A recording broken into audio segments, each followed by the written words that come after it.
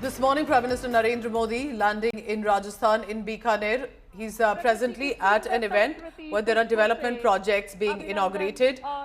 With him, Railway Minister Ashwini Vaishnav, Union Minister Arjun Ram Meghwal, Rajasthan Chief Minister Bhajan Lal Sharma.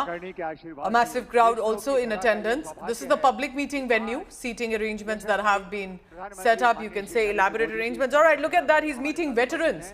That's a lovely gesture on the part of Prime Minister Modi. We'll try and get more details.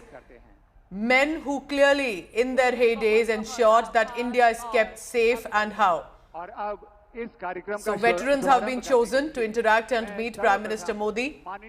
He started the itinerary visiting the Karni Mata temple. Then, after 15 minutes of that visit, was at the Deshnok railway station that he inaugurated. Then a flag off at the Bikaner-Mumbai Express train that we saw fully decorated with flowers. There were children in attendance from schools. He interacted with them too.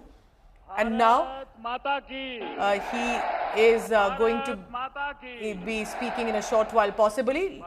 Let's listen in first to the Union Minister as well, who is currently at that venue. Remember, they of course have Rajasthan connection as such, but the multiple layers to this itinerary of Prime Minister Modi, it's very interesting because at this juncture, while the highlight of course is to be at the Nal base, the Nal Air Base in Bikaner, but the focus is as much to acknowledge the incredible alertness work done by our air warriors and all our armed forces. And that is one of the reasons, starting from Adampur base, then also sending of Rajnath Singh, the Defence Minister, to Jammu Kashmir bases and to also Bhuj. And then now Prime Minister Modi comes in to Rajasthan. I also want to jog your memory. I'm told that Prime Minister Modi is scheduled to be here for at least 3 hours. So a brief visit, not for the whole day. But remember that there was a public address he made in Shuru. This was following the airstrikes, following the Pulwama attack. He was again in Rajasthan after that. So this time, of course, there's a direct connect when it comes to the state of Rajasthan, because this is where at the border, Pakistan attempted to harm our civilians and our strategic assets. It was foiled in time, intercepted. You can see the Deputy Chief Minister, Diya Kumari, also from the erstwhile royal family of Jaipur, sitting alongside Vasundhara Raje, former Chief Minister of Rajasthan, a huge asset to the Bharatiya Janata Party in the desert state. So different dignitaries, personalities, all of them